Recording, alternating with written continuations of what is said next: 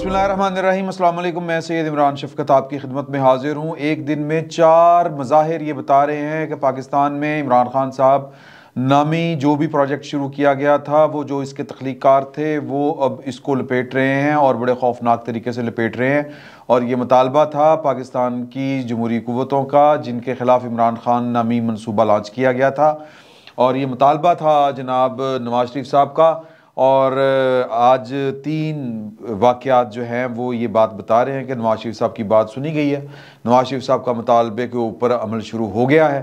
नवाज़ शरीफ साहब का मुतालबा चूँकि जायज़ था इसलिए उसके ऊपर अमल शुरू हो गया है। अब ये आने वाले वक्त में फ़ैसला होगा कि नवाज़ शरीफ साहब का जो मुतालबा था उसके कोई मनफी असरात पाकिस्तान की सियासत पर मुरतब हुए या नहीं, क्योंकि जो कुछ हो रहा है इसके बतौर एक कानून पसंद, दस्तूर पसंद और एक गैर जानिबदार पाकिस्तानी शहरी के, मुझे ये लगता है, मैं क्या, मेरी औकात क्या, लेकिन सर अपनी बात ज़रूर करनी चाहिए।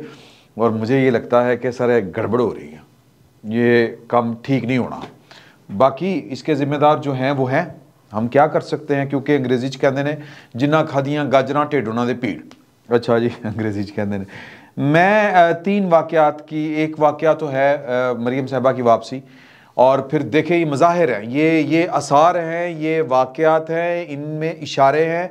और सियासत में, सहाफ़त में इशारों को समझना जो है वो बड़ा ज़रूरी होता है। ये इशारे इसमें अक्लमंदों के लिए बड़े इशारे हैं और इसको समझने की ज़रूरत है कि एक आज मरीम साहिबा वापस लैंड की हैं पाकिस्तान, और उन्होंने पाकिस्तान की इस्टेब्लिशमेंट को हदफ़ तनकीद नहीं बनाया। हालांकि ये ख्याल था कि वो कुछ आके तहपटास फरमाएंगी, लेकिन उन्होंने तहपटास सिर्फ इमरान खान साहब के ख़िलाफ़ की है।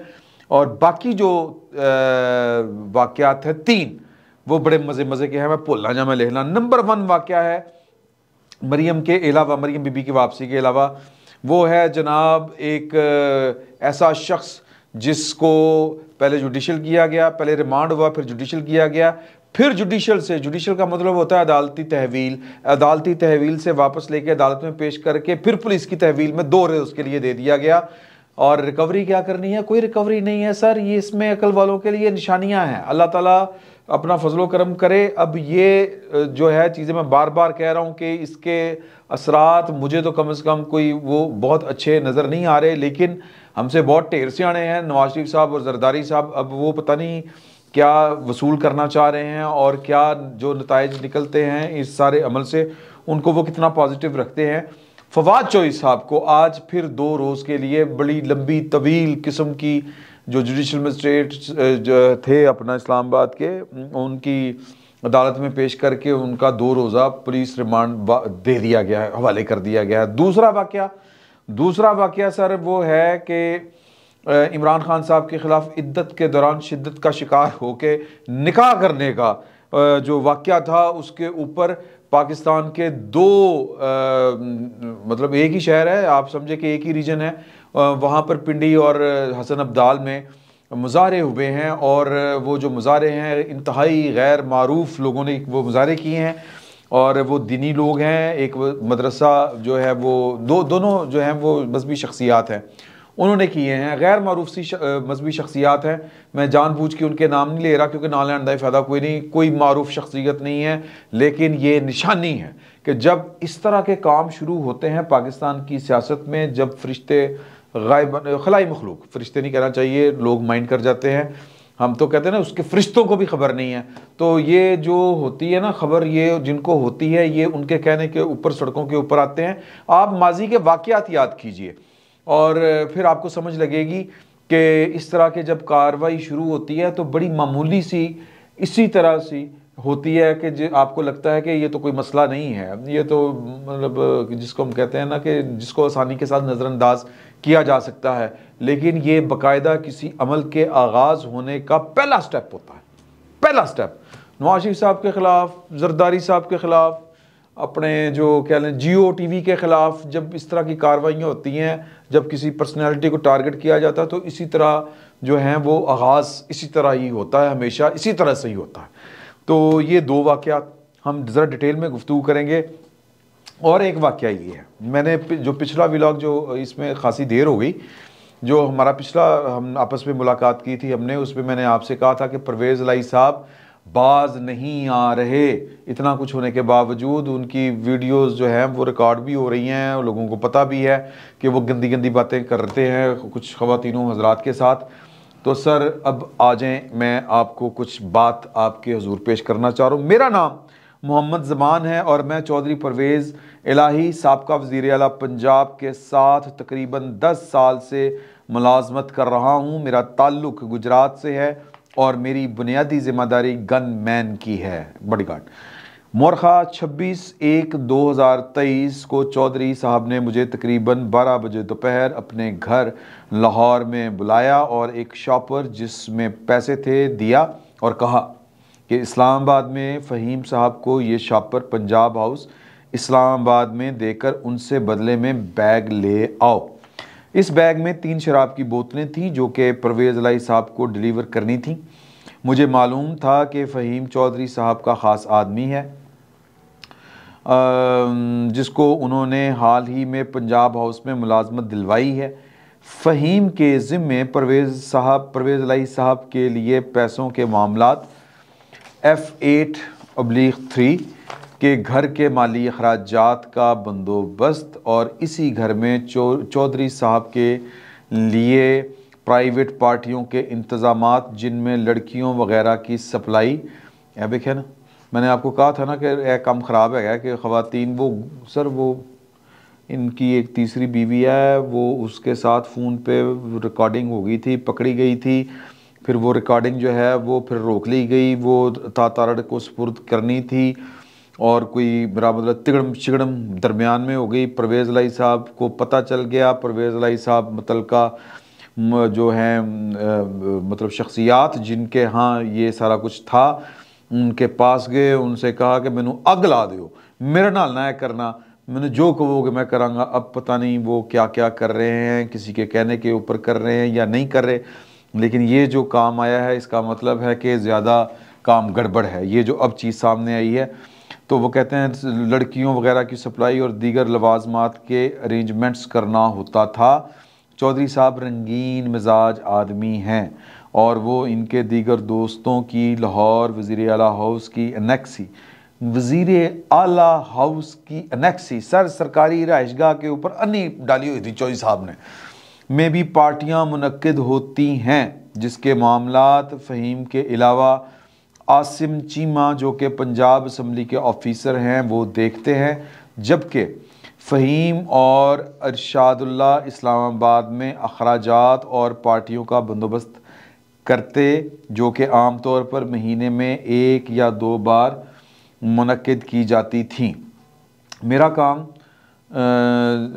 काम क्योंकि अपनी ड्यूटी करना है जो कि मैं गुज़िश्ता 10 साल से करता आ रहा हूँ और अब भी मैं यही कर रहा था। बाकी मेरा शराब की बोतलों से कोई ताल्लुक़ ना है और जब पुलिस ने पंजाब हाउस के करीब नाका पर मुझे और ड्राइवर को पकड़ा तो हम वापस लाहौर ये बैग चौधरी परवेज़ इलाही को देने जा रहे थे। ये स्टेटमेंट जो है ये सफ़ा नंबर 3 मिसल मुकदमा की और सफ़ा नंबर 4 की फ़ोटोकॉपी है जो 28/1/2023 को रिकॉर्ड हुआ है। मजिस्ट्रेट फ़र्स्ट क्लास इस्लामाबाद दर्ज बाला इस्तफसारात और बयान करिंदा के एतमाद के पेश नज़र अदालत हाजा को यकीन हो गया है कि मुसम्मी मज़कूरा को अपनी आज़ाद मर्ज़ी से अपना बयान ज़ेरे दफ़ा 164 ज़ाब्ता फ़ौजदारी कलम बंद करवाना चाहता है, लिहाजा बयान ज़ेरे दफ़ा 164 ज़ाब्ता फ़ौजदारी कलम बंद किया जाता है। पहली बात यह है कि सर जड़ी फ़ाइल ये जो मिसल मुकदमा ये सर केस प्रॉपर्टी है कि ये मिसल मुकदमा ये सीक्रेट डॉक्यूमेंट है, ये सीक्रेट फ़ाइल है, ये जो पुलिस का है ये वहाँ से निकल के आना, पुलिस के हाथों से निकल के आना, ये जिसने फ़ोटोकॉपी की है मीडिया को जारी की है उसने जुर्म किया है। ये बात ज़हन में रखिएगा। इसका मतलब समझे अब क्या है मतलब कि सर मतलब ये है कि पार्टियां पीछे चढ़ गई हैं मामदीना। वो जो हमें लग रहा था कि नहीं इमरान खान हो भी अंदरों सपोर्ट है, इमरान खान हो भी अंदरों सपोर्ट है, सर मुझे नहीं लगता कि इमरान खान साहब को अंदर से सपोर्ट है। जो आज किया गया है फवाद चौधरी साहब के साथ, और इसमें भी अक्ल वालों के लिए अल्लाह पाक ने मेहरबानी की है कि समझने की सहूलत रखी है। आप ज़रा गौर फरमाएं कि लोगों की हमदर्दियाँ मिल रही हैं अपने जो हैं फवाद चौधरी साहब। फवाद चौधरी साहब का लोगों में मकबूलियत बढ़ रही है कि क्या दिलेर का बच्चा है। और फिर वो उनकी बेगम ने जो बयान जारी किया कि अपनी बेटियों की जुदाई में फवाद चौधरी साहब, मुझे मेरा दिल को हाथ पड़ता है, छोटी छोटी बेटियां हैं उनकी, लेकिन सर सियासी मामलात इसी तरह के होते हैं, बड़े बेरहम होते हैं। सियासत के सीने में दिल नहीं होता, अगर होता है तो सर वो पत्थर का होता है, बल्कि ढलाई का होता है, वो लोहे का होता है, फौलाद का होता है। वो उस दिल में एहसासात के नाम की कोई चीज़ नहीं होती, खौफ खुदा के नाम की कोई चीज़ नहीं होती, मफाद सबसे अजीज़ होता है। तो लिहाजा इन्होंने भी लोगों की बेटियों के साथ बड़े जुल्म किए थे। इनको जुल्म का जवाब जुल्म की सूरत में वसूल करना पड़ रहा है, ये अपनी जगह पर एक हकीकत। लेकिन ये भी एक बहस अलग से है कि इन सारी हरकतों का नतीजा आखिर में क्या निकलेगा, कि बात कहीं पे जाके रुकनी नहीं है। लेकिन ये भी बहस हम फिर कभी किसी वक्त के लिए उठा रखते हैं। फिल वक्त मैं जो बात करना चाह रहा हूँ वो ये है कि ये इमरान खान साहब के खिलाफ एक एक्ट लग रहा है। मुझे मेरी जो अकलदानी सोचनदानी छोटी है सर, हो सकता है ये बात जो है वो मेरी इतनी कोई ना हो, आने वाला वक्त बताएगा कि ये जो एक अंदाज़ा गवेड़ जिसको हम कहते हैं, ये क्या सराई या क्या फशनासी, ये जो है वो दुरुस्त साबित ना हो। लेकिन अब आप जो फवाद चौधरी साहब की पोजीशन समझें कि फवाद चौधरी साहब पब्लिक में भी सेंटीमेंट्स दे के पब्लिक सेंटीमेंट्स को उभारा जा रहा है कि बड़ी ज़्यादती हो रही, बड़ी ज़्यादती हो रही। सर हम जैसे वो सहाफ़ी जो पिछली हुकूमत में, जो फवाद चौधरी साहब की हुकूमत थी, उसमें हमने हवालात गिरफ्तारियाँ देखी। जो असतूर टाइप आदमी हमारे जो दोस्त हैं जिन्होंने तशद्दुद सहा, कोई भी शख्स जो है वो इनको नहीं कह रहा कि ठीक हो रहा है। ये है सर फवाद चौधरी साहब का प्लस पॉइंट। ये सोचें जरा, इसके फ़ायदा क्या है? फ़ायदा यह है कि फवाद चौधरी का कद काठ बढ़ेगा, पार्टी के अंदर पार्टी के बाहर। और फवाद चौधरी साहब इमरान खान साहब के साथ बैठ के एक भरम के साथ भी बात कर सकेंगे। और फिर कल कलां को अगर इमरान खान साहब, दूर की कौड़ी आप इसको समझें, लेकिन पाकिस्तान में सियासी मोर्जात यही होते हैं सर। इमरान खान साहब आगे पीछे होते हैं तो फवाद चौधरी साहब जो है उनका कद परवेज़ इलाही साहब तो भी खैर पार्टी में नहीं आए, परवेज़ खटक साहब, असद उमर साहब, शाह महमूद कराची साहब से किसी तौर पर अब कद कम नहीं होगा। और फिर वो जो फवाद चौधरी साहब के मुतालिक कि असम्बली तैने तड़वाई, परवेज़ इलाही साहब ने जो बयान जारी किए थे, तो सर वो सारे परवेज़ इलाही साहब, अपने जो फवाद चौधरी साहब का कद बढ़ रहा है। इसका फ़ायदा जिनको होना है उनको होना है, इसका नुकसान अगर जिसको होना है तो वो इमरान खान साहब हैं। क्योंकि भाइन कल ही जड़े ने वो फैसलाबाद का घंटा घर है अपनी पार्टी के अंदर, हर उस पॉलिटिकल पार्टी की तरह जिस पॉलिटिकल पार्टी के ख़िलाफ़ वो तनकीद किया करते थे कि ख़ानदानी सियासत, यहाँ पर जमहूरियत नहीं है, नून लीग में नवाज शरीफ के अलावा और किसी की सुनी नहीं जाती। बिल्कुल ठीक कहते थे। पीपल्स पार्टी में जरदारियों के अलावा किसी की नहीं सुनी जाती, भुट्टोज़ के अलावा बिल्कुल ठीक कहते थे। लेकिन पीटीआई में किसी की सुनी जाती है और नहीं सुनी जाती। तो ये एक इस तरह की शख्सियत होगी। खान साहब बस कर देना, खान साहब फवाद चौधरी साहब जिस टाइप के आदमी है ना सर, वो कह भी सकते हैं कल कलां को, सर जेले तो हमने बर्दाश्त की, तुम तो घरों बाहर चो निकलते, आपने तो घर के बाहर को 3500 बंदा भाया होंगे कि मैंने फड़न तो नहीं आगे, मैंने फड़न तो नहीं आगे, जेल जाने से आपको इतना डर लगता था। तो अपनी लीडरी जरा कोड रखो, लेकिन जो हमारी भी बात सुने, मानते हैं आप हमारे लीडर हैं, लेकिन इस तरह ना करें अब आपके आप बुलडोज कर देंगे। सर इस तरह की लैंग्वेज वो यूज़ करेंगे आने वाले दिनों में। लेकिन खैर ये दूर की बात है। तो मामलात को समझे कि इधर मरीम साहबा लैंड किया है और इधर जनाब उनके जो सियासी मुखालफिन हैं, वो मुखालफिन जो उनके मुकाबले में खड़े किए गए थे, वो जो खड़े करने वाले थे, अब वो उनके मुखालफिन को लमलेट कर रहे हैं, लमलेट कर रहे हैं। सर ये पाकिस्तान की सियासत है, पाकिस्तान की सियासत के रंग हैं। ये नवाज शरीफ साहब का मुतालबा था, मुतालबा माना जा रहा है। इस मुतालबे के असरात क्या निकलेंगे, नताइज क्या निकलेंगे आने वाले दिनों में। ये जो सियासत है, ये जो अंदाज़े सियासत है, ये जो खेल है बनाने का, बिगाड़ने का, तख्लीक करने का, फिर तबाह कर देने का, ये जो नौज़ुबिल्लाह मिन ज़ालिक जो हमने खुदाई शौक़ पाल रखे हैं, तो सर ये क्या पाकिस्तान की सियासत के ऊपर असरात डालेंगे? ये सिलसिला क्या रुक जाएगा? क्या ये चीज़ें जो हैं वो उनको ज़्यादा एम्पावर नहीं कर रही?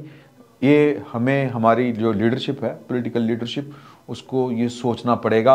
और इमरान खान साहब के लिए भी इसमें सबक है कि वो जिनके हाथों का आलाकार बने हुए थे वो आज उन्हीं के हाथों फना हो रहे हैं।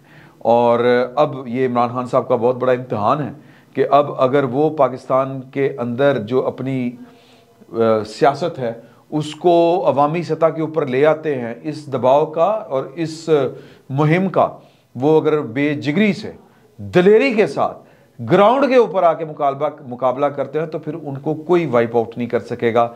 ये फ़कीर पहले दिन से कह रहा है कि अगर लाखों लोग 25 मई को और फिर उसके बाद जो है वो 26 नवंबर को सड़कों के ऊपर ले आते, पिंडी में, इस्लामाबाद में, तो कोई रास्ता नहीं रोक सकता था। इमरान खान साहब दुरुस्त कहते थे कि ये हमारा कोई रास्ता नहीं रोक सकता। जब लाखों लोग बाहर निकल आए तो कोई नहीं रास्ता रोक सकता होता, कोई इस्टेब्लिशमेंट आड़े नहीं आती होती। बिल्कुल दुरुस्त कह रहे थे, लेकिन अपनी ही इस बात के ऊपर इमरान खान साहब अमल नहीं कर पाए। क्या अभी भी अमल कर पाएंगे? भैन दियां तो कांपा टांग रही हैं कि मैनू तो ये हो जाएगा जरदारी और सर जरदारी उत्ते इल्जाम ला और फिर ठीक कहते हैं अख्तर लावे तक आ जाना भैन ने। तो लिहाजा इमरान खान साहब खौफजदा है, वो डरे हुए हैं, वो सहमे हुए हैं। उनको क्यों डरे और सहमे हुए हैं? क्योंकि उनको उस ताकत का पता है जिस ताकत से वो उनकी सियासी तख्लीक हुई थी। तो उनको पता है कि जो बनाते हैं वो बिगाड़ भी सकते हैं। सर हर कोई पुट्टो नहीं हुंदा, बहुत जिगरा चाहिए, और हर कोई नवाज शरीफ नहीं हुंदा कि जनाब वो आपको बार बार ताकत के बलबूते के ऊपर आपको बाहर निकाले तो फिर कुड़म करके वापस आयो। तो ये जो आज मरियम आई हैं, ये बेसिकली ये एक ऐलान है कि भाई नज़ी आ गए हैं, नवाज शरीफ फिर आ गया और उसकी बातें मानी जा रही हैं। तो ये सियासी तौर पर तो एक बड़ी कामयाबी है, लेकिन नवाज शरीफ साहब जो है वो लीडर है, उनको जरदारी साहब लीडर है, इमरान खान साहब लीडर हैं, उनको बहुत दुनिया लीडर मानने वाली है ना। भावें लोगों वो, मेरा तो खैर ये कहना है कि लोगों को वो ढंडोरा पीट के बताया लीडर है 20-22 साल, और खुसूसन 10 साल पिछले तो तबाही फेर दी ना वो पाकिस्तान की रियासत ने, पाकिस्तान के रियासती इदारों ने। शुजा पाशा साहब, ज़हीरुल इस्लाम साहब एंड कंपनी और फैज़ हमीद साहब के जनाब आ गया खान आ गया, चोर उनके मुकाबले में थानेदार आ गया। तो सर वो तो इस तरह लीडर बने हुए हैं, लेकिन फिर भी मौका है, डटे खड़े हों, मुकाबला करें, नहीं तो फिर तुम्हारी दास्तान तक ना होगी। दास्तानों में फिल वक्त इतना ही। बहुत बहुत शुक्रिया।